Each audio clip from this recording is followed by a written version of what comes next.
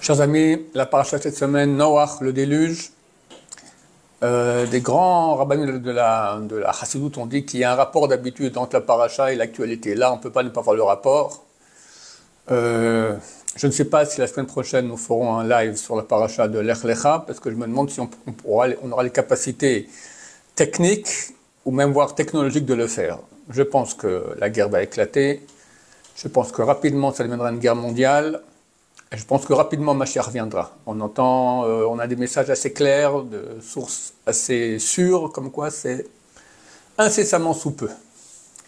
On espère, bien sûr, personne, je répète, on n'est pas secrétaire du bon Dieu ni du Mashiach. Et on a dit suffisamment de dates dans notre vie et pour finir, on a eu tort. Mais là, on espère que c'est très très proche et tout le monde le sent.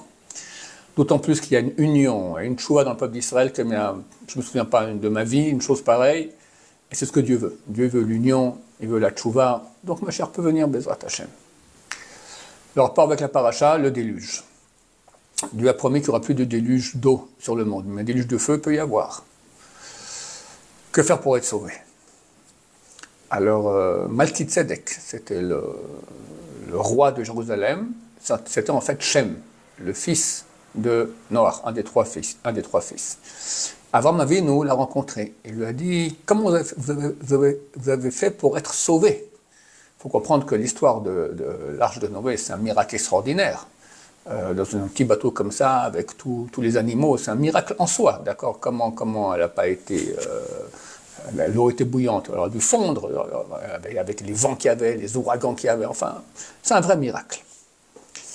Regardez même à quel point est le miracle. La Gemara pose la question, hein. Il y a un animal qui est énorme, grand comme une colline, une sorte de dinosaure, d'accord? On raconte le roi David, une fois, il était assis dessus, il ne savait même pas qu'il croyait qu'il était sur une colline, en fait, il était assis sur le dos de cet animal qu'on appelle le Rehem. Alors, il m'a posé la question, comment le Rehem a été sauvé dans le déluge? Si on met un Rehem dans l'arche, il n'y a plus d'arche, d'accord? Il fait un petit coup comme ça, boum, il casse tout, d'accord? Il est énorme. Alors, on dit qu'il a mis son museau dans l'arche, rien que son museau. Lui et sa femme. 2 museaux de Rehem. Ils ont été sauvés. Donc c'est pas normal. Et le corps, alors il est dehors dans tout ce qui se passe. Alors on voit que même mettre le museau dans l'arche, on est sauvé. Alors c'est quoi l'arche de notre temps? L'arche qui va nous permettre d'être sauvés dans la guerre qui se prépare, qu'on pense être une guerre mondiale. Il faut comprendre, j'ai dit dans mon cours dernièrement, la Chine a dit qu'elle soutenait la cause palestinienne et l'Iran. Or, a priori, on n'est pas en conflit avec l'Iran. On parle de rentrer à Gaza.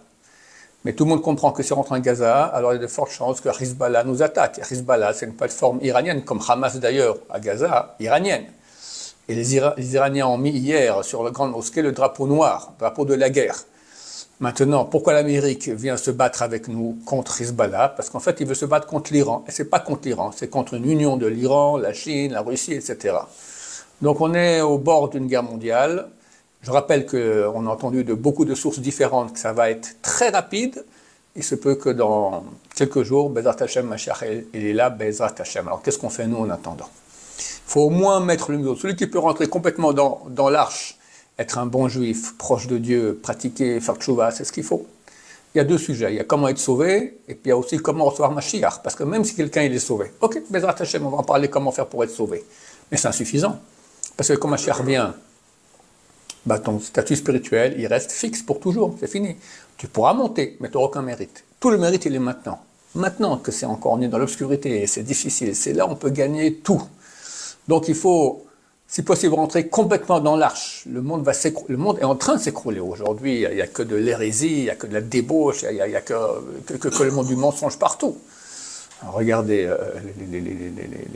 les manifestations pro-palestiniennes dans le monde, c'est terrible, d'accord? C'est le monde du mensonge. C'est nous qu'on est attaqués, on fait des manifestations pour eux. Non, mais c'est complètement à l'envers.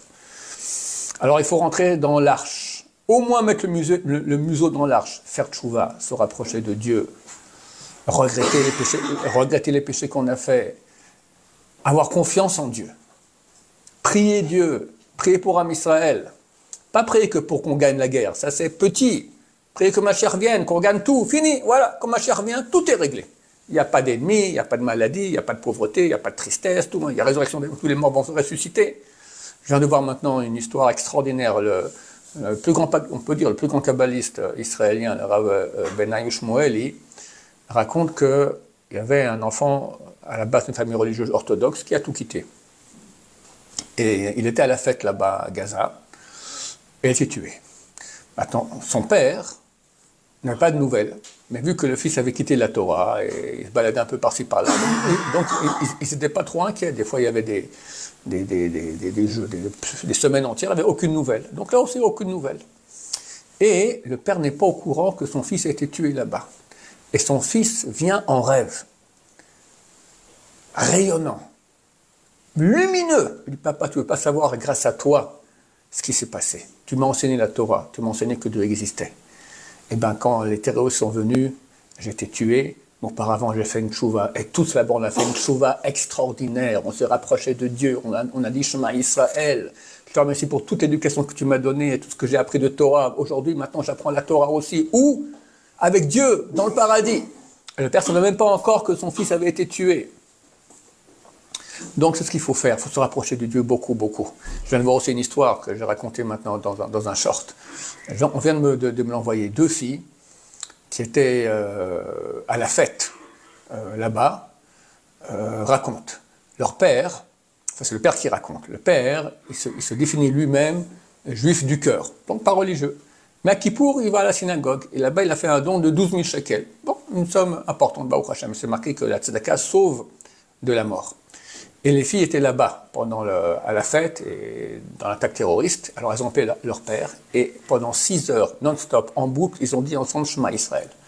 On finit, on recommence. On finit, on recommence. Elles ont dit, les filles, on était devenus des êtres invisibles. Les terroristes passaient près de nous, tiraient tous les côtés, comme si on n'existait pas. Elles ont été sauvées, Baruch Hashem. Grâce à Shema Israël.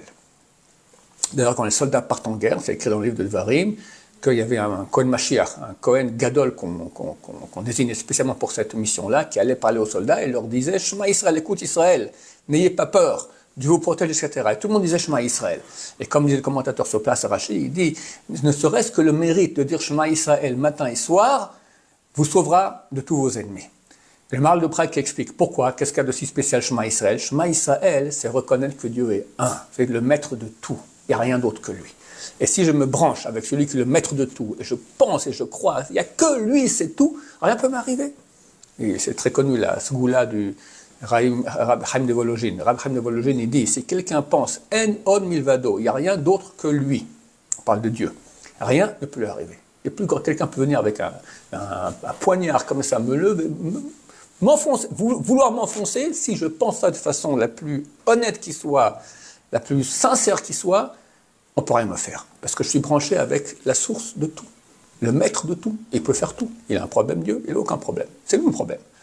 Alors, chers amis, mettons au moins le museau dans l'arche, celui qui peut faire tchouva, devenir un bon juif, être au niveau, parce que comme Mashiach viendra, comme j'ai dit, c'est le niveau qu'on aura, donc faire tchouva, ça a une valeur énorme. Regardez ces gens-là qui ont été tués, il a fait tchouva, il étudie la Torah avec Dieu, il est rayonnant, parce qu'il a fait tchouva avant de mourir. Alors faisons une tchouva énorme, avant qu'il soit trop tard. Celui qui ne veut pas, alors ceux qui m'écoutent ou ceux qui ont des membres de famille, dites-leur au moins commence à croire en Dieu, au moins dis Shema Israël, au moins pense à Dieu. Il y a cette femme je crois qu'il n'y a aucune chaîne israélienne qui n'a pas montré son histoire. Elle était dans un des villages de Gaza et 5 terroristes sont rentrés dans sa maison. Et elle a été très gentille avec eux, elle leur a fait du café, elle leur a fait des gâteaux pendant plusieurs heures. Elle était avec eux. Pour finir, les soldats de Tzahal sont rentrés par les toilettes, ils les ont liquidés, Baruch Hashem. Elle raconte, elle n'est pas religieuse, mais toute sa vie, elle savait que Dieu existait, que Dieu la protégeait. Elle a eu beaucoup de problèmes, je crois qu'elle était veuve, etc. Elle s'occupait aussi beaucoup d'orphelins, de gens pauvres, d'accord. Mais elle avait, bien que ce n'était pas religieuse, elle avait une confiance en Dieu. Elle sentait sans cesse, Dieu est là, Dieu m'aime, Dieu m'a toujours aidé, Dieu va m'aider, Dieu est là, sans cesse comme ça. Ben voilà, elle a été sauvée. C'est ça qu'il faut faire, chers amis. C'est ça, mettre au moins le museau dans l'arche, parce que bientôt il y aura un déluge, c'est clair, je ne suis pas un prophète, mais tout le monde le comprend. Cours, Bezrat Hashem, Mashiach viendra très vite, mais il faut être sauvé, et après aussi avoir un bon niveau pour que Mashiach vienne, faire une chouva totale, montrer à Dieu qu'on a confiance en lui. C'est ce qu'il veut. Baruch Hashem, aujourd'hui, il y a une unité, une chouva dans le peuple d'Israël extraordinaire. Ne serait-ce que pour ça, Mashiach doit venir. Parce que, hélas, le temple a été détruit parce qu'on avait la haine gratuite. Aujourd'hui, après ce qui s'est passé, c'est très dommage. C'est écrit que le peuple d'Israël comparé à l'olive. L'olive, c'est amer, mais quand on presse l'olive, sort le jus de l'olive, l'huile d'olive. L'huile d'olive, c'est extraordinaire, par toutes les facultés thérapeutiques, mais c'est ça qui donne la lumière, d'accord? À l'époque, il n'y avait pas d'autre lumière que l'huile d'olive.